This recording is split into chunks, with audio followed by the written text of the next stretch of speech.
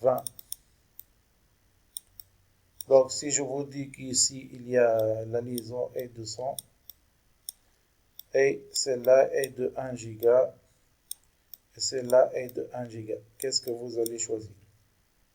Ici, si on prend ce chemin, quel est le coût? Ça va être 20. Et si on prend ce chemin, donc 1 giga, 1 giga. À première vue, vous allez me dire, on va choisir ce chemin. Mais ici, il faut faire l'addition ou bien la somme des coûts. Donc 1 giga, ça va être, je m'excuse, supposons 22, 22. Donc ici, le coût est 22. Et pour ces deux liaisons, 1 giga, 10. Donc, son coût est 10. Par contre, celle-là est 10. Donc, 10 plus 10 est égal à 20. Donc, si on compare 20 contre 22, qu'est-ce que vous allez choisir? Normalement, on choisit le min des deux coûts, qui va être 20. Donc, on va choisir cette liaison. Voilà. Dans ce cas, lorsque les vitesses ne sont pas égales, on doit choisir, on doit se baser sur ce calcul. Il faut que dans l'exercice, vous trouvez les coûts. Chaque liaison, quel est le coût pour pouvoir faire la somme. Voilà. Pour simplifier, qu'est-ce que j'ai dit? Je vous ai dit qu'on doit travailler avec, on va travailler avec des liaisons avec le même débit. Voilà. Pour cela, donc si on commence avec ce switch, on a normalement cette liaison et ces deux liaisons qui permettent ce switch à atteindre le switch root. Donc, quelle est la meilleure solution pour atteindre le switch? Est-ce que de passer ici ou bien de passer ici? Sachant que les liens sont tous avec le même débit. Si on prend par exemple 1 giga, si on veut supposer que les liens sont tous 1 giga. Donc ici 1 giga, ici 1 giga, ici 1 giga. Donc quelle est la meilleure façon de passer ici un seul saut ou bien ici deux sauts avec la vitesse 1 giga? Donc normalement, on va choisir cette liaison. Donc je vais la colorer en vert. Il a choisi donc cette liaison. Pour ce switch, donc il peut directement passer au switch root à travers cette liaison. Parce qu'ici, il va être obligé à faire deux sauts, ici deux sauts. Donc normalement, cette liaison. Et pour ce troisième switch, donc il est évident qu'il va choisir cette liaison. Donc, je vais répéter. Voilà. Pour celui-là, donc il peut passer comme ça, ou bien directement. Donc normalement ici deux sauts, ça va être, il va choisir cette ligne. Pour celui-là, il peut passer comme ça. 1, 2, 1, 2. Voilà, donc ici 3. Donc normalement, il va soit passer par ce chemin, ou bien par ce chemin. Donc ici, on a deux chemins avec un coût égal. La solution, c'est de savoir le chemin qui mène par le switch minimum, l'adresse MAC minimale. Donc normalement, ici, puisque ce switch admet l'adresse MAC B, donc ce switch F va choisir ce chemin. Pourquoi? On fait le raisonnement toujours suivant le PD, bridge BPDU. Donc la question qui se pose, à partir de quel switch, c'est-à-dire ce switch va se poser la question suivante, à partir de quel switch je vais recevoir le PBDU minimum. Donc il va recevoir de ce switch. Parce que ce switch, il va lui déclarer que mon adresse MAC est B, donc je suis le minimum, ou bien j'admets l'adresse MAC minimale, une adresse MAC minimale que celle-ci. Donc il va choisir ce chemin. Pour ne pas entrer dans ces détails, on va dire qu'il va choisir le chemin qui lui mène ou bien qui passe par le switch, admettons l'adresse MAC la plus minimale ou bien la plus petite. Voilà, donc je passe maintenant à ce switch. Donc ce switch, s'il passe ici, il a 1, 2, 3. ici 1, 2, ou ici 1, 2.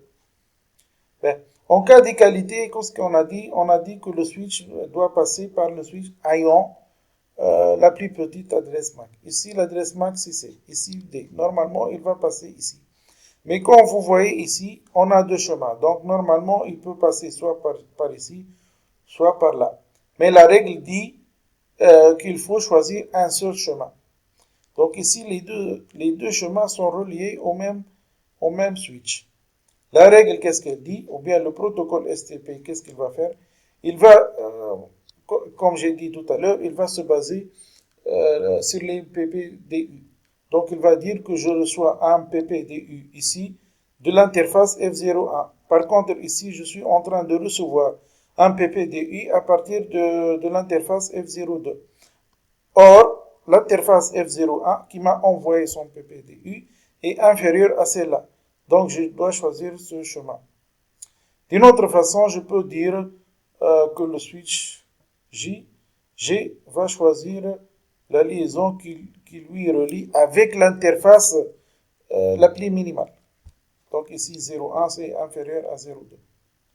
Attention ici, il ne regarde pas ses interfaces. Il regarde toujours l'interface de l'autre bout, c'est-à-dire celle qui va lui envoyer le PPDU. Qu'est-ce qu'il nous reste maintenant? Il nous reste ce switch. Donc ici dessous, s'il passe ici dessous, s'il passe par là plus que dessous, donc c'est évident qu'il va choisir cette liaison. Voilà. Donc maintenant, qu'est-ce qu'il va faire? Puisqu'il a choisi les liaisons les plus proches du route, il va passer à bloquer les autres liaisons. Donc il va bloquer ces liaisons qui n'ont pas été sélectionnées. Donc il va bloquer cette liaison, il va bloquer cette liaison. De même cette liaison, cette liaison, cette liaison, cette liaison, cette liaison. Si vous regardez bien la topologie, donc vous allez voir que chaque switch admet un seul chemin vers le route. Donc celui-là admet un seul chemin vers le route. Ce deuxième, un seul chemin vers le route.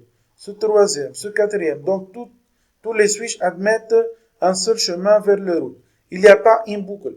Donc si un switch envoie une diffusion ici, elle va directement arriver, elle ne va pas revenir. Elle va pas revenir. Il n'y a pas une boucle ici. Voilà. Quelqu'un va me dire, monsieur, une boucle va arriver ici, va sortir par là. Ok, elle va sortir sans problème jusqu'à arriver à ce switch. Donc, elle va pas retourner au switch qu'il a envoyé. D'accord. Je reviens, j'enlève la flèche. Maintenant, est-ce qu'on a terminé le STP? Est-ce que le STP a atteint son objectif? Normalement que oui. Donc il a créé ce qu'on appelle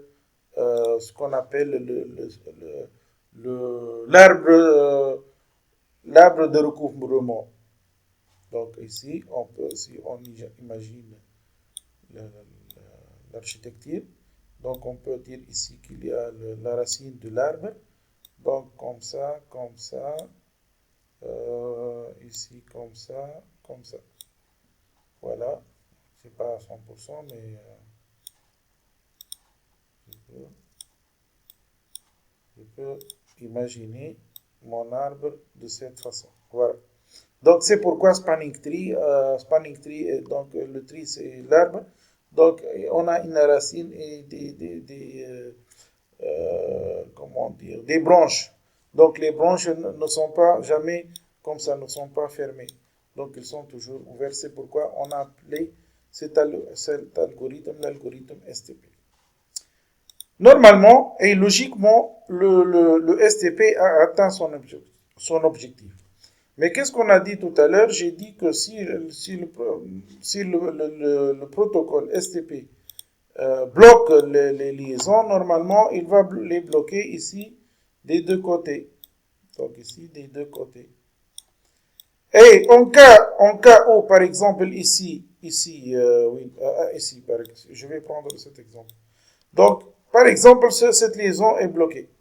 Après un certain temps, on va supposer que cette liaison a été bloquée. Donc, le switch E ne peut plus atteindre le switch A. Qu'est-ce qu'il faut faire alors? Il faut mettre en fonction cette liaison. Pour cela, le STP pour mettre sous tension ou bien en fonction de cette liaison, il va perdre le temps. Pourquoi? Parce qu'ici, il y a deux ports qui ne sont pas fonctionnels. Donc, il va perdre du temps pour mettre en fonction ce port et de même pour ce deuxième port. Et vous, comme vous savez, bon avant, c'était pas un problème. Mais actuellement, puisqu'on a les débits augmentés et les services, ou bien la communication dans les réseaux locaux, donc ça demande un grand débit, ça demande aussi une grande disponibilité. Donc, ce n'est plus acceptable de perdre assez de temps afin de rendre une liaison fonctionnelle. Donc l'idée c'est quoi l'idée? L'idée c'est de mettre seulement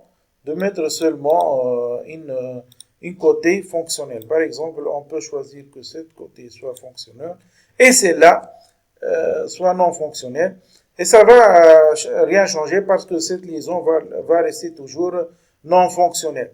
Et en cas de remise en marche, on va seulement perdre des millisecondes juste pour rendre cette interface fonctionnelle. Donc au moins on a gagné un peu de temps. Donc revenons à notre topologie. Voilà. Si on comprend bien, donc quelle sera la deuxième étape? C'est de chercher quels sont les ports à bloquer. Quels sont les ports qui vont être bloqués. Voilà. Les ports bloqués vont être sur les liaisons qui vont être bloquées. Ça, c'est évident. Mais ici, on a deux ports. La question qui se pose, quel est le port qui va être bloqué? Est-ce que celui-là, ou bien c'est aléatoirement? Non. La réponse est non, parce qu'il y a normalement les débits et il faut se baser sur les débits. Mais pour notre exemple, on n'a pas de débits. On va raisonner de cette façon. Sur chaque liaison, on va se mettre au milieu. Et on va voir quel est le meilleur choix ou bien la meilleure solution qui va nous amener vers le route. Est-ce que c'est là ou bien celle-là? Si on passe par ce chemin, on va passer par le switch B. Et si on passe ici, on va passer par le switch B. Donc les deux liaisons sont égales.